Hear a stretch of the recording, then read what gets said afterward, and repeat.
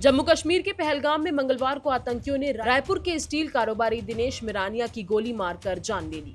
आतंकियों ने पत्नी, बेटे और बेटी की आंखों के सामने गोली मारी। पत्नी के चेहरे पर बारूद के छींटे पड़े, जिससे गहरा घाव हो गया।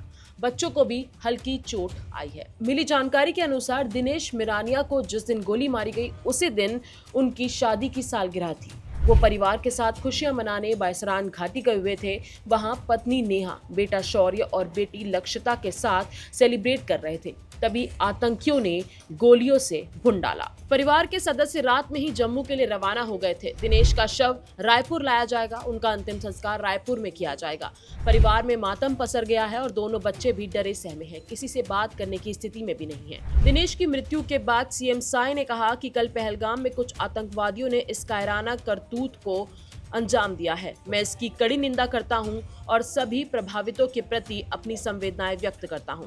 उन्होंने बताया कि मृतक व्यापारी का नाम दिनेश मिरानिया है और प्रशासन उनके परिजनों के साथ लगातार संपर्क में है। हाँ, कल जम्मू कश्मीर के पहलगाम में आतंकवादियों ने कायराना हरकत की है, इसकी हम घोर निंदा करते हैं और जो भी इसमें मृतक हैं उनके प्रति संवेदना व्यक्त करते हैं।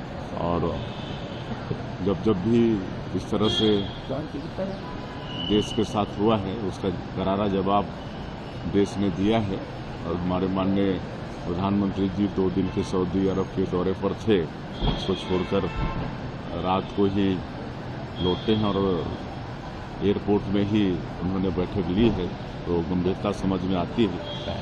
तो निश्चित रूप से इसका भी बदला लिया जाए। सर, राहुल गांधी ने इससे रायपुर के कारोबारी भी की डेथ की। हाँ, रायपुर के कारोबारी की भी डेथ हुई है। दिनेश मिरानिया ऐसा नाम है, उनके प्रति भी संवेदना है और हम लोग बराबर संपर्क में हैं। उनका जो भी सहयोग होगा परिवार उनके साथ में है और जो भी होगा शासन से सहयोग हम लोग कर रहे हैं। दिनेश के परिजनों ने बताया कि मंगलवार सुबह पहलगाम के बायसरान घाटी वो पहुंचे थे। वहां बच्चों के साथ घूम रहे थे। दोपहर को आतंकियों ने घेराबंदी की और हमला कर दिया।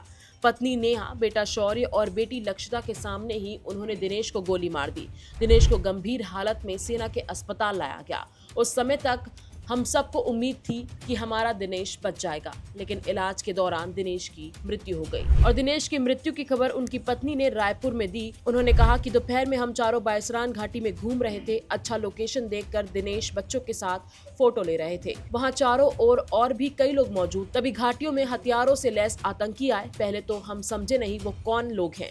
करीब आते ही उन्होंने एकाएक हमला कर दिया। इस दौरान उन्होंने कुछ लोगों से नाम भी पूछा और गोली मार दी। नेहा ने यह भी बताया कि वो सिर्फ पुरुषों को ही निशाना बना रहे थे। इस वीडियो में बस इतना ही। ऐसी तमाम खबरों के लिए बने रहे खबर विभाग के साथ।